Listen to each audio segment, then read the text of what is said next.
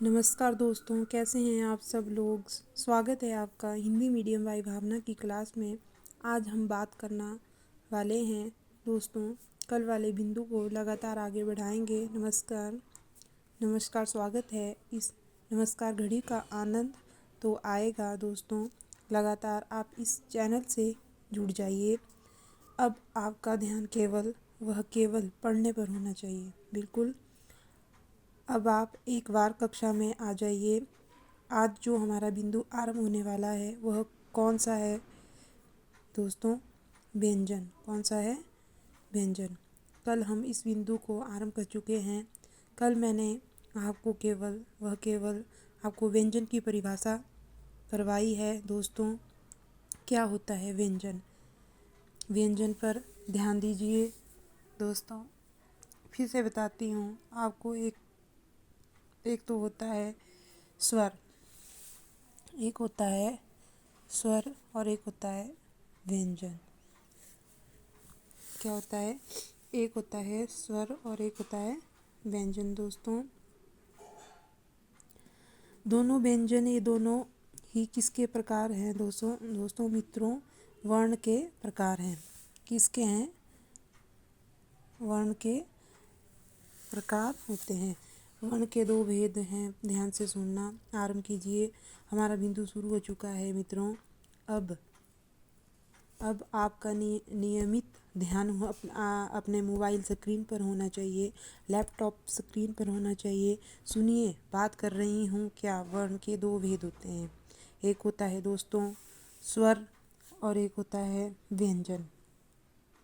हम इस व्यंजन का दोस्तों पूरा करेंगे, बहुत अच्छे से समझ कर पूरा करेंगे। इससे जुड़ने वाले तथ्य भी मैं आपको बताऊंगी दोस्तों। स्वर वे होते हैं जो स्वतंत्र बोल दिया जाता है दोस्तों। स्वर स्वतंत्र उच्चारित होने वाले वर्ण होते हैं। इनको किसी स्वतंत्र उच्चारित करने वर्ण की जरूरत नहीं होती दोस्तों। स्वर जो होते हैं क्या होते हैं? स्वतंत्र उच्चारित होने वाले वर्ण। स्वर की चर्चा हम कर चुके हैं मेरे विद्वान साथियों जो आज ही जुड़े हैं इस चैनल से, तो आज ही लाइक सब्सक्राइब शेयर करते रहें। अब आता है व्यंजन।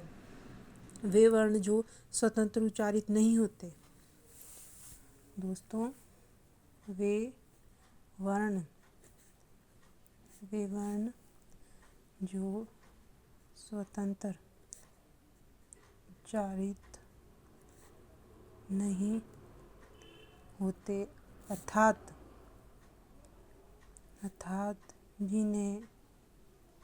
नहीं होते अर्थात जिन्हें बोलने के लिए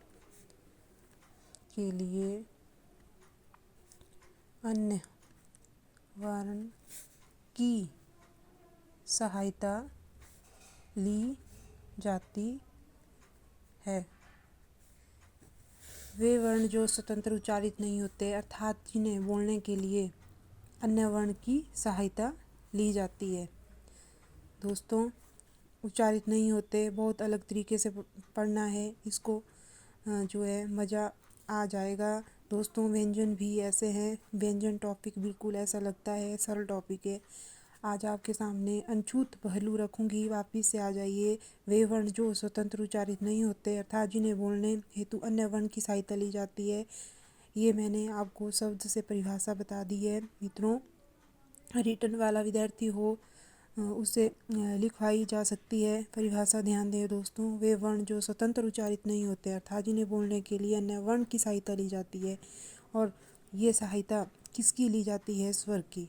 अब बात आती है, उदाहरण से समझने की कोशिश करें। जैसे मैं बोलूं आ, ए, चाहे ए को कितनी बार बोलिए, चाहे प्लुत ही क्यों ना हो, ए कितनी बार बोलते रहिए। ए शुरू से अंत तक ए की ही ध्वनि आ रही है। लेकिन मैं इस पर कहूँ एक बार क का उच्चारण करके देखो। जैसे ही आप क का उच्चारण करेंगे तो क को जैसे ही लंबा बोलते हैं के अंत में हमको अ की ध्वनि सुनाई देने लग जाती है। दोस्तों, सुनाई देने लग जाती है ना। अर्थात वे वर्ण जो स्वरों की सहायता से बोले जाते हैं, वे वर्ण जो स्वतंत्र उच्चारित नहीं होते या जिन्हें अन्य वर्ण की सहायता से बोला जाता है, दोस्तों, वे क्या कहलाते हैं? व्यंजन कहलाते हैं। क्या कहलाते हैं? वो व्यंजन कहलाते हैं। दोस्तों, व्यंजन कहलाते हैं। एक बार स्क्रीन शॉट ले लीजिए। अब जो दूसरी बात आती है दोस्तों, वह आती है क्या संख्या कितनी होती है। छोटा सा प्रश्न है आपके लिए। 33 होती है। कितनी होती है दोस्तों? हर चीज़ मैं एक दूसरे से जोड़कर पढ़ा रही हूँ। किसी एक परीक्षा के पाठ्यक्रम के बारे में नहीं पढ़ रहे हैं। मैं आपको समग्र हिंदी व्याकरण पढ़ा रही हूँ। दोस्तों, ये सभी परीक्षाओं से जुड़ा हुआ है। दोस्तों, बिल्कुल वर्णमाला सभी दृष्टिकोण से महत्वपूर्ण है। चाहे आप संधि के नज़रिए से पढ़िए, चाहे आप वर्ण के नज़रिए से पढ़िए, चाहे आप रीड के लिए पढ़ो, पटवार के लिए पढ़ो, व्याख्याता भर्ती परीक्षा के लिए पढ़ो, ये वर्णमाला बहुत ही आवश्यक है। अभी आपने बिल्कुल ध्यान रखना, व्यंजनों की संख्या होती है दोस्तों 33 होती है। व्यंजनों की संख्या पूछ ली जाए तो 33 होती है। दोस्तों, अब मैं बात करने वाली हूँ महत्वपूर्ण। अब आ गई दोस्तों, बहुत ही बेसब्री से इंतज़ार था। देखिए, व्यंजनों की संख्या 33 होती है। कौन कौन से होते हैं?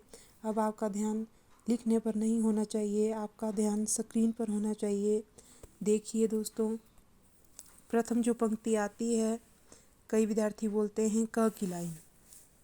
आज से आपको एक नया शब्द जो है याद रखना है। इससे क की लाइन नहीं बोलेंगे। क्या बोलेंगे? कवर्ग। कवर्ग किसके नाम से संबोधित करेंगे? क के नाम से संबोधित करेंगे। कवर्ग का जो पहला वर्ण है दोस्तों, वह कौन सा है? क, ख, ग, घ। अब आ रहा है वो वर्ण जिसकी मैं चर्चा करने वाली हूँ। वह वर्ण जिसकी मैं चर्चा करने वाली थी। मैंने कहा था कि आपसे हर एक वर्ण में एक प्रश्न साझा करूँगी, एक प्रश्न मैं आपसे शेयर करूँगी। ज़रा ध्यान से मित्रों, यहाँ पर जो लिखने वाली हूँ, क ख ग घ। यहाँ क वर्ग का पांचवा। क्या यह सही है? हाँ और नहीं में जवाब दें दोस्तों। मैंने आपके सामने क वर्ग लिख दिया है, क वर्ग का पांचवा। ध्यान दें दोस्तों, बिल्कुल आपका जवाब सही नहीं है। यह सही कब होगा? जब इसमें आगे हम एक बिंदी लगाएंगे दोस्तों। जब हम आप इसमें आगे जो है एक बिंदी लगाएंगे। बिल्कुल आप सही है, इतनी जल्दी से जवाब आ रहे हैं। अब मैं आरंभ करती हूँ आगे की बात। इस वर्ण में अंतिम वर्ण के आगे जो है बिंदी लगाई है। बिल्कुल बिल्कुल दोस्तों, बिंदी लगाई है।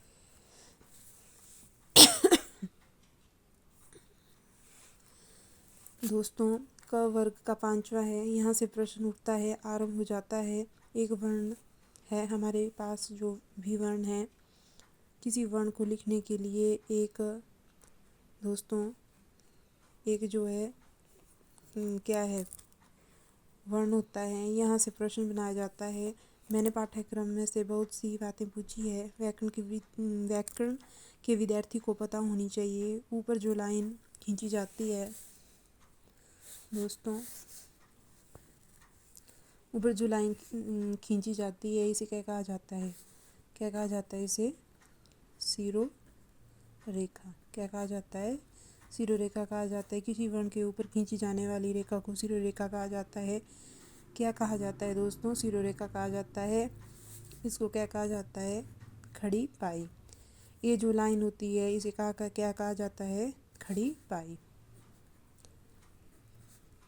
खड़ी पाई कहा जाता है। इन दोनों चीज़ों का नाम ध्यान रखना। किसी भी वर्ण के सिर के ऊपर लाइन खींची जाती है, उसे सिरो रेखा कहा जाता है। जो सीधी लाइन होती है, उसे खड़ी पाई कहा जाता है। यहाँ से मैं जो तथ्य शुरू कर रही हूँ, यहाँ से जो दो नाम हमें पता चल चुके हैं, अब मैं जो तथ्य शुरू कर रही हूँ उस तथ्य पर नज़र आएगी आपकी। क्या हम क्या करते हैं कि वर्ण पर बिंदी लगा देते हैं, बिल्कुल वर्ण पर जो है बिंदी लगा देते हैं।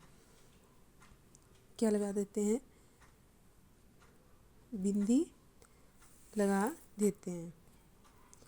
बिल्कुल नुक्ता की नकल करने वाली ही हूँ दोस्तों। आप सिगर कर रहे हैं, किसी चीज़ को लगाने का प्रयास कर रहे हैं, बिल्कुल बता देती हूँ, गलत कर बैठोगे।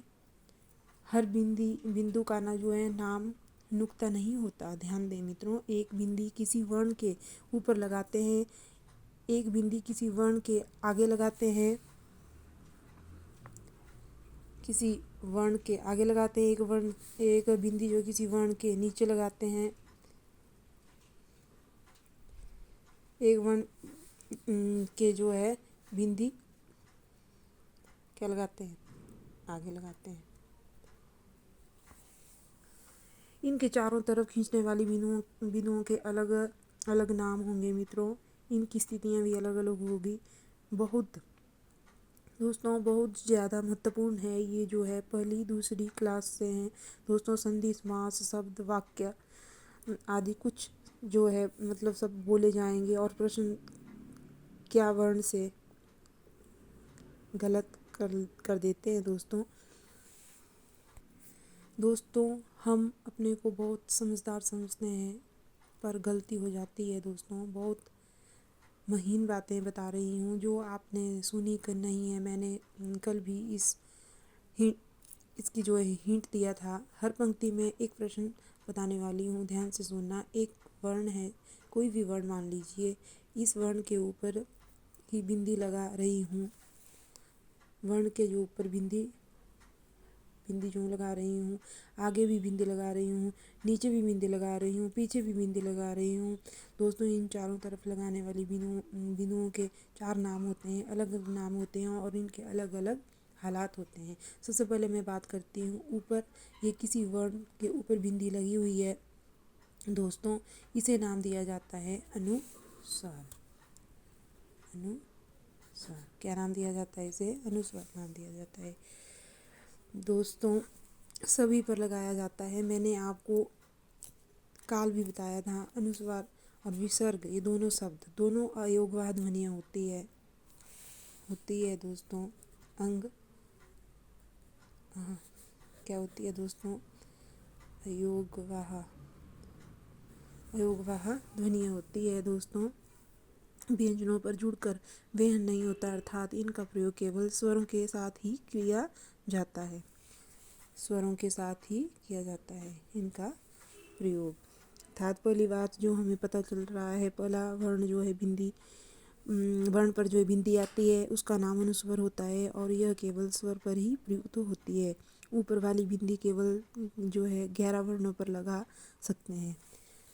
ऊपर वाली बिंदी जो है 11 वर्णों पर लगा सकते हैं। ये 11 वर्ण कौन से हैं दोस्तों? स्वरों पे लगा सकते हैं। अनुस्वार का प्रयोग केवल स्वरों के साथ ही होता है, व्यंजनों के साथ नहीं होता है।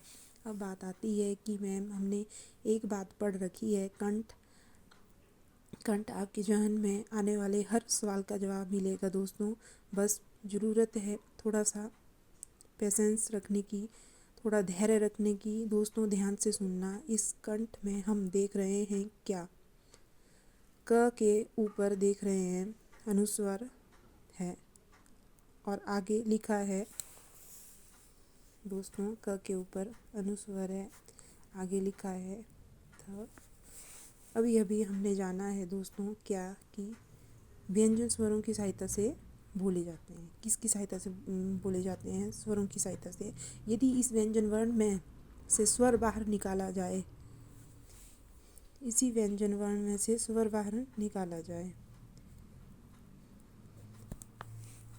अब आप कहोगे कि अनुस्वर अ के ऊपर आ गया, क के ऊपर अनुस्वर लगा है, क के ऊपर अनुस्वर लगा हुआ है। इसका मैंने शाब्दिक विच्छेद किया है। पता चला कि स्व को क करके लिखा, जुड़ा, अ स्वर बाहर आ गया। अनुस्वर अंक पर आ गया। ऊपर जो बिंदी लगी होती है उसे अनुस्वर कहा जाता है दोस्तों। जो ऊपर बिंदी लगी होती है उसे क्या कहा जाता है? अनुस्वर। ये केवल स्वरों पर प्रयुक्त होती है। और स्वरों की संख्या कितनी होती है दोस्तों? 11 होती है। क्या होती है? स्वरों की संख्या 11 होती है। एक बात से आप भली भांति परिचित हो चुके हैं, वर्णों के ऊपर जो बिंदी आती है उसका नाम क्या होता है और उसे क्या कहा जाता है दोस्तों? अनुस्वार। क्या कहा जाता है दोस्तों? अनुस्वार कहा जाता है। कितने वर्णों पर आती है दोस्तों? 11 वर्णों पर आती है। कितने वर्णों पर आती है? 11। इस पर कोई दिक्कत नहीं है दोस्तों। अब आगे बात करते हैं। वर्ण के आगे बिंदु लगा होता है उसे नाम दिया जाता है पंचाक्षर। पंचाक्षर।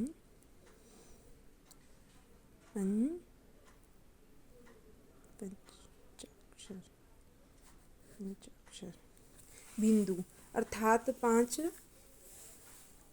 वे अक्षर का बिंदु, और ये हिंदी में केवल एक वर्ण पर लगता है। वह एक वर्ण होता है दोस्तों क वर्ग का 5वां। ये क वर्ग के 5वें वर्ण में इस बिंदु का प्रयोग किया गया है दोस्तों। ध्यान दे सकते हैं। बार बार समझा रही हूँ, ध्यान से समझना। अलग अलग चीज़ें बताऊंगी आपको दोस्तों। ऊपर जो बिंदु होता है उसका नाम अनुस्वार होता है। किसी वर्ण के ऊपर लगा रहे हैं तो उसका नाम जो है अनुस्वार केवल 11 वर्णों पर प्रयुक्त होगी। तो वे केवल 11 वर्ण कौन कौन से होते हैं? वे आपके स्वर होते हैं। कौन कौन से होते हैं दोस्तों? स्वर होते हैं। मित्रों, कोई मित्र जानना चाहता है कि इनका प्रयोग स्वर पर क्यों होता है, व्यंजन पे क्यों नहीं होता? तो ये आपके ध्यान में सवाल ही रहेगा। जवाब जब तक मैं इसका आंसर नहीं दूंगी, इसका जवाब मिलेगा जब हम हिंदी के अन्य वर्ण पढ़ेंगे। बिल्कुल फिर से मैं आगे वाले बिंदु का संकेत दे रही हूँ दोस्तों। अनुस्वर का प्रयोग, विसर्ग का प्रयोग केवल और केवल स्वरों पर ही क्यों होता है? ये व्यंजनों के साथ क्यों नहीं जुड़ते? इसका कारण मैं आपको यह बताऊंगी कि जब हम हिंदी भाषा के अन्य वर्ण पढ़ेंगे दोस्तों, अभी तक आपने 2 प्रकार के वर्ण पढ़े हैं, या तो स्वर पढ़े हैं या तो व्यंजन पढ़े हैं। मैं आपको अन्य वर्ण की जानकारी भी दूंगी। ये हमारे शब्द शुद्धि की तरफ संकेत करते हैं। वहाँ से आपको कारण बताऊंगी क्यों कौन सी होती है।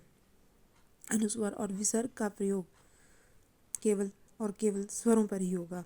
उसकी बात हम करेंगे आगे। दूसरा जो बिंदु है, हमने पंचाक्षर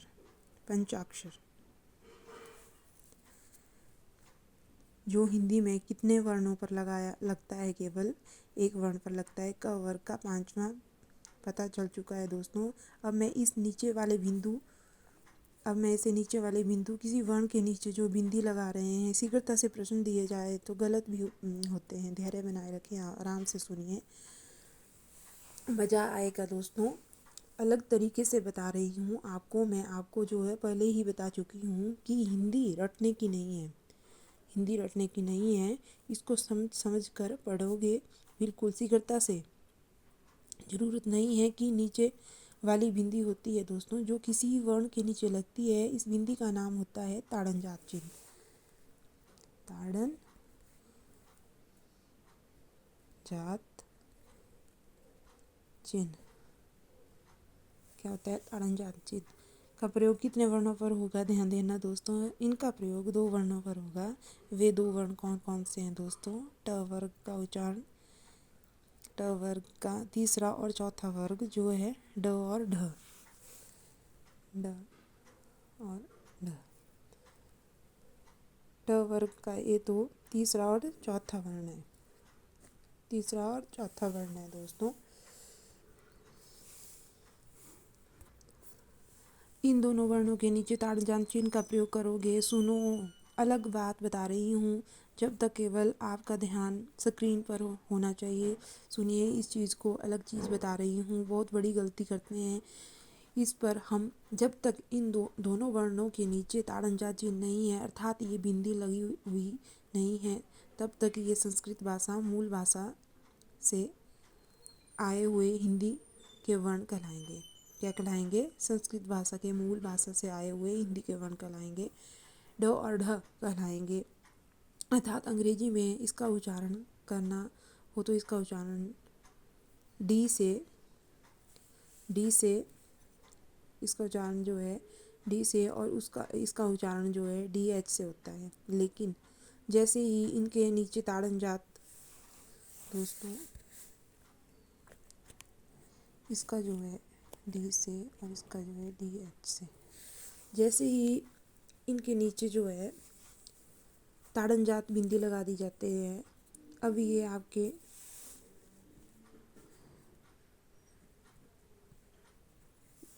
ड और ढ नहीं रहेंगे दोस्तों, अब ये होंगे डे और ढे होंगे दोस्तों।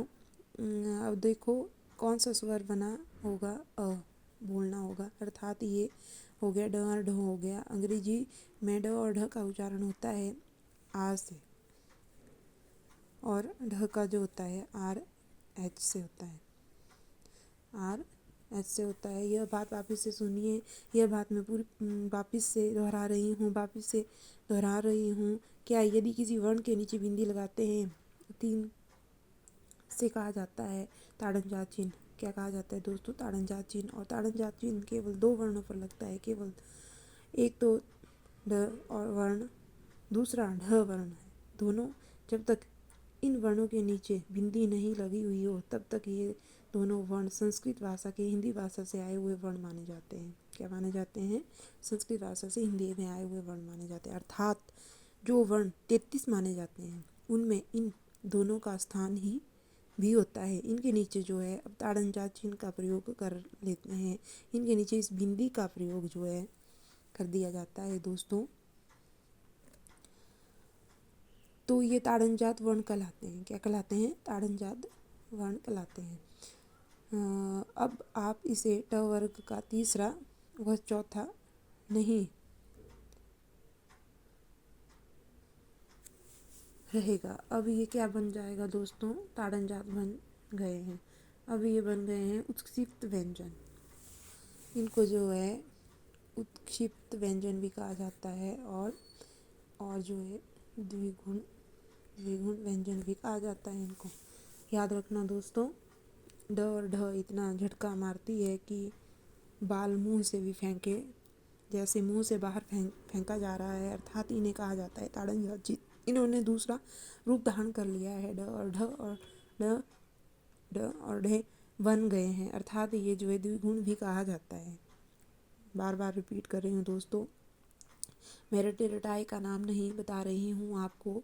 डे और ढे का बन गए हैं दोस्तों। मैं इसे रटे रटाने वाले नाम नहीं बता रही हूँ आपको दोस्तों, मैं तथ्य बता रही हूँ आपको। यह हुआ तो क्यों हुआ, वापस से सुनना मेरी बात दोस्तों। मेरे 3 बिंदुओं के बारे में बताया मैंने।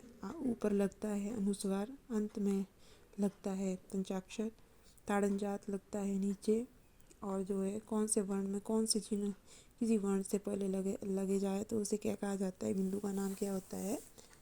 नुक्ता। क्या होता है? नुक्ता।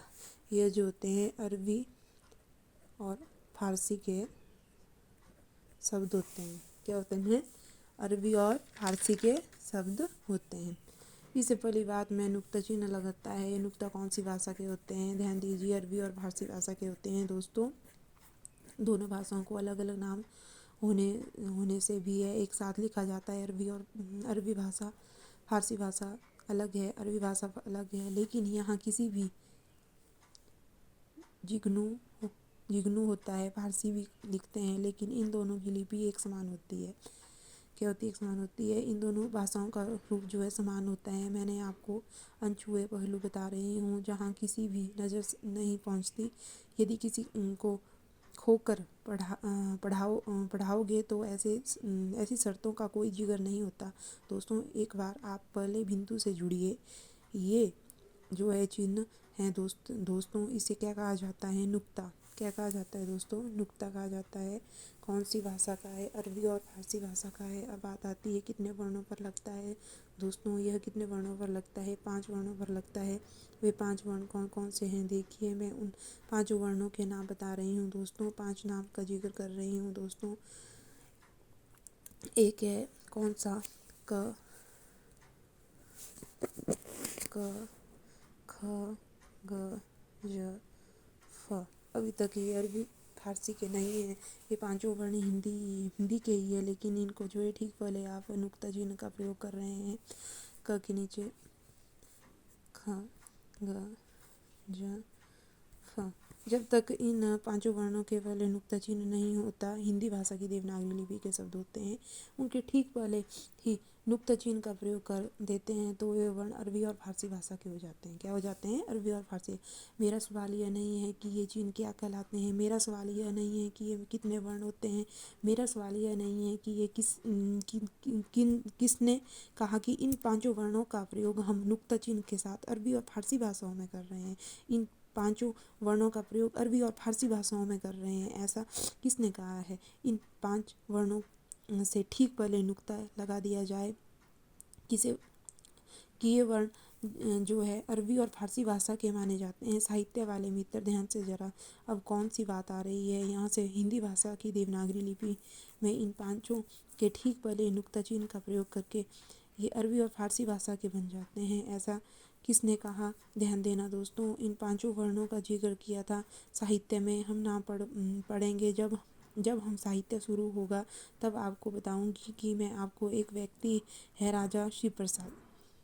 क्या है? शिव प्रसाद सितारे हिंद। राजा शिव प्रसाद सितारे हिंद को उपाधि दी हुई है, भाषा का डायरेक्टर कहा गया है। 1913 में इन्होंने कहा था ख, ख, ग, ज, फ इन 5 वर्णों की क्या किया हुआ है? नुक्ता चिन्ह का प्रयोग कर दिया है। दोस्तों दिया हुआ है, पांचों शब्दों की अरबी और फारसी भाषा के माने गए हैं। ऐसे करने वाले व्यक्ति का नाम जो है पूछा जाए तो कौन है? राजा शिव प्रसाद सितारे हिंद। क्या है? राजा शिव प्रसाद सितारे हिंद। इस बात से भली भांति परिचित हो गए दोस्तों। अब यहाँ से महत्वपूर्ण बात ध्यान रखना, बात करती हूँ कि एनसीईआरटी में केवल इन 3 वर्णों को ही गिना गया है दोस्तों। एनसीईआरटी पुस्तक में पढ़ते हैं, एनसीईआरटी की पुस्तकों में केवल इतना ही जिक्र आता है दोस्तों। कौन सा आता है? ख, एक आता है ज, एक आता है फ, ग और घ को एनसीईआरटी की पुस्तक की उल्लेखित नहीं किया गया है। अब सवाल आता है दोस्तों, जब प्रश्न आ जाता है तो क्या कहेंगे? अरबी और फारसी का चिन्ह है जो नुक्ता चिन्ह है, जितने वर्णों को बना करके अरबी फारसी को बना सकते हैं, 5 वर्णों को बना सकते हैं। कितने वर्णों को बना सकते हैं दोस्तों? 5 वर्णों को बना सकते हैं। ख, क, ख, ग, ज, फ बना देंगे क्योंकि नुक्ता को बना सकते हैं, 5 वर्णों को बना सकते हैं। ख, ख, ज, फ वर्णों में गिने जाते हैं दोस्तों। आपको जो है 3 या 5वां टिक आगे जाए तो दोस्तों आप 5 जो है टिक लगा देना। उसका एक साहित्य स्रोत है, आप उसका एक मत रख सकते हैं दोस्तों, सितारे हिंद। इस बात का उल्लेख किया था। ये सारी बातें समझ में आ गई कि एक वर्ण के चारों तरफ में से ज्योति दिया गया लगा रहा हूँ दोस्तों। एक वर्ण के चारों तरफ भी दिया लगा रही हूँ दोस्तों। आगे वाली पंचाक्षर जो है नीचे वाली ताड़नजात, पहले वाली जो है नुक्ता चीनी, इनकी क्या कहानी थी आपको अच्छे से समझ में आ गई होनी। पूरे टॉपिक के जो है समाप्त होने पर हम प्रश्नों की चर्चा करेंगे दोस्तों। एक एक बिंदु से हटका आपको जो है पूरे व्याकरण को आराम से पढ़ना है। यूपी टेट हो, चाहे एलटी टेट हो, चाहे यूपीएसआई, कोई भी भर्ती परीक्षा क्यों ना हो, हिंदी वर्णमाला का जहाँ भी नाम आता है आपको संपूर्ण पाठ्यक्रम पढ़ाने को मिलेगा और फिर पढ़ाया जा रहा है। सब कुछ आपको फ्री मिल रहा है दोस्तों। आप अपना त्याग दें, आप अपना विश्वास बनाए रखें, एक लाइक दे दें, आप अपना एक कमेंट भी दे दें, सब्सक्राइब ज़्यादा से ज़्यादा शेयर करें, फिर आप हमें ज्वाइन कीजिए Hindi medium by Bhavna, bell icon कीजिए प्रेस कीजिए दोस्तों, ताकि आपको समय समय पर नोटिफिकेशन मिलती रहे। आपके समक्ष कोई बदलाव होता है तो उससे पहले आप अवगत हो जाएं। आपको सब्सक्राइब करना होगा दोस्तों, वीडियो भी मिलेगी, आप लाइक और सब्सक्राइब बेल आइकन प्रेस करेंगे तभी आपको पास जो है वीडियो आएगी, आपको सारी प्लेलिस्ट मिल जाएगी। आप आगे बढ़ते हैं, हम बात कर रहे हैं कौन सी वर्णों की, बात कर रहे हैं हिंदी के व्यंजन वर्णों की बात कर रहे हैं दोस्तों। आ जाएं वापिस से बिंदु पे। क्या सबसे पहला जो वर्ग ले रहे हैं हम दोस्तों, वह कौन सा लिया है? हमने क वर्ग लिया है, क वर्ग लिया है दोस्तों हमने। अगला जो वर्ग आता है च वर्ग आता है, च वर्ग आता है दोस्तों। च, छ, ज, झ, झ। अब यहाँ से सभी प्रश्न आएंगे मित्रों। अंतिम आता है च वर्ग का अंतिम अक्षर क्या आता है? च, छ, ज, झ आता है ना। इससे जो प्रश्न आता है वह क्या आता है दोस्तों? एक रूप हमें याद करना, देखना जो मिलता है, छ का यह रूप भी हमें देखने को मिलता है। आज भी हम पुरानी पुस्तकों को देखते हैं तो उनमें देखते हैं प्राचीन रूप यह वाला लिखा हुआ है दोस्तों। लेकिन जब हम हिंदी भाषा की विशेषता पढ़ रहे थे, किसी भी भाषा की विशेषता पढ़ रहे थे, मैंने आपको एक लाइन बताई थी कि भाषा का मतलब एक मानक रूप होता है। क्या होता है? मानक रूप होता है भाषा का। मानक रूप के अकॉर्डिंग बात की जाए तो इसे भ दोस्तों, भ मानक वर्ण नहीं माना गया है। क्या नहीं माना है? मानक वर्ण नहीं माना है। इसको अमानक माना जाता है। क्या माना जाता है? अमानक माना जाता है इसको दोस्तों। कौन सा वर्ण माना गया है अमानक?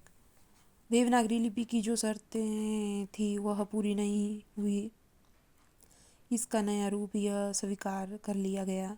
झ वर्तमान में अमानक वर्ण की संज्ञा दे दी गई। प्रश्न पेपर में पूछा जा चुका है। हिंदी में उन मानक वर्ण जो है कौन सा है पता चल चुका है। च वर्ग के चौथे वर्ण के प्राचीन रूप को अमानक वर्ण कहा गया है।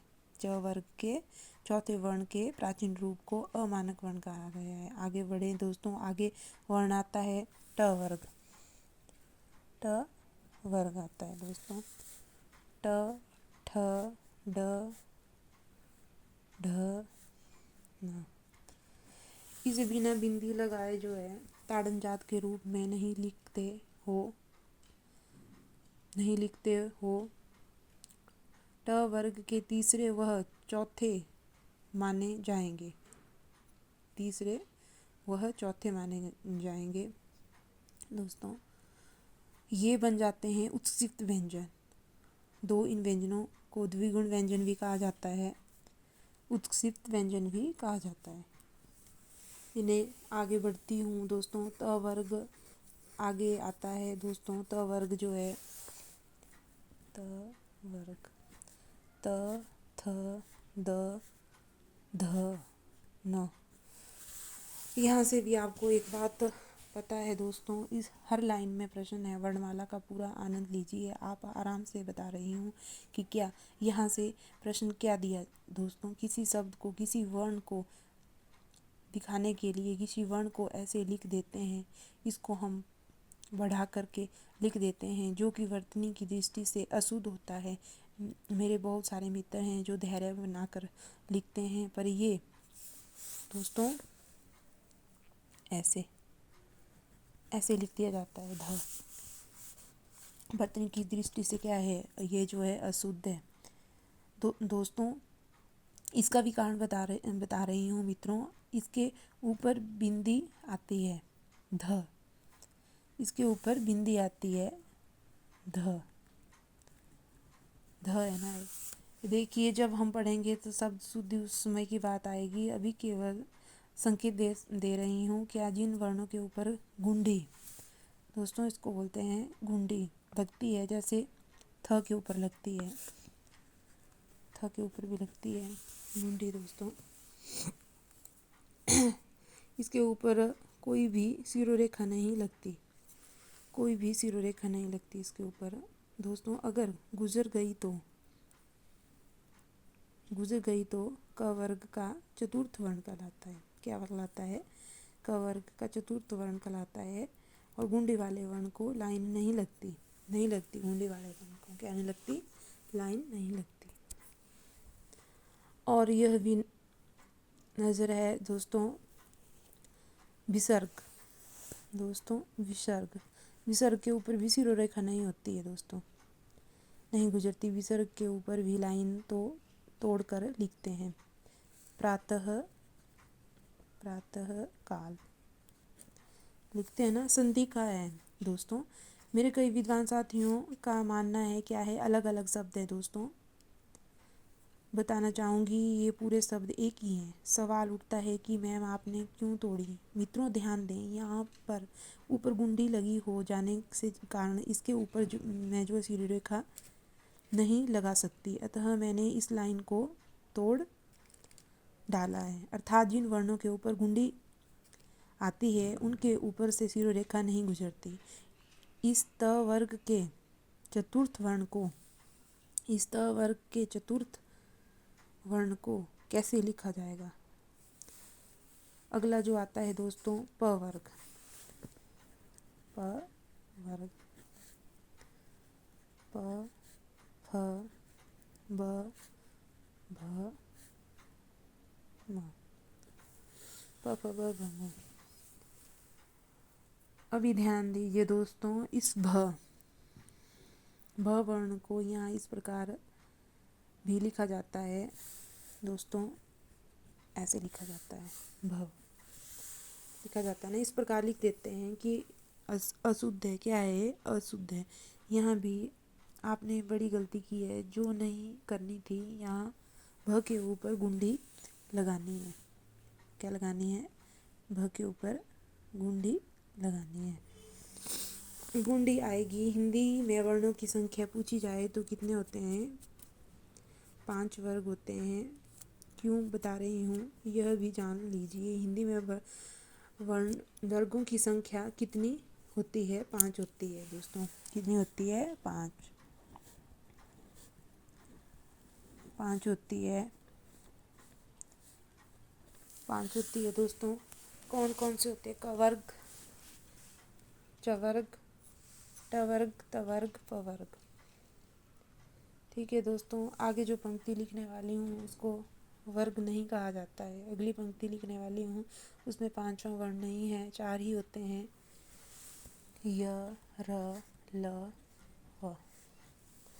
य र ल व किस नाम से जाना जाएगा? ये जो है वर्ग तो है नहीं। क्यों? क्योंकि इनके 5 वर्ण नहीं है। यह पंक्ति जो है जानी जाती है अंतस्थ। क्या जानी? अंतस्थ वर्ण के नाम से जानी जाती है। अगली और अंतिम लिख रही हूँ। सबसे पहले आता है श।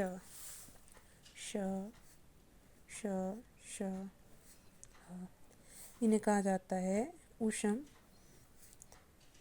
व्यंजन। क्या कहा जाता है? ऊष्म व्यंजन।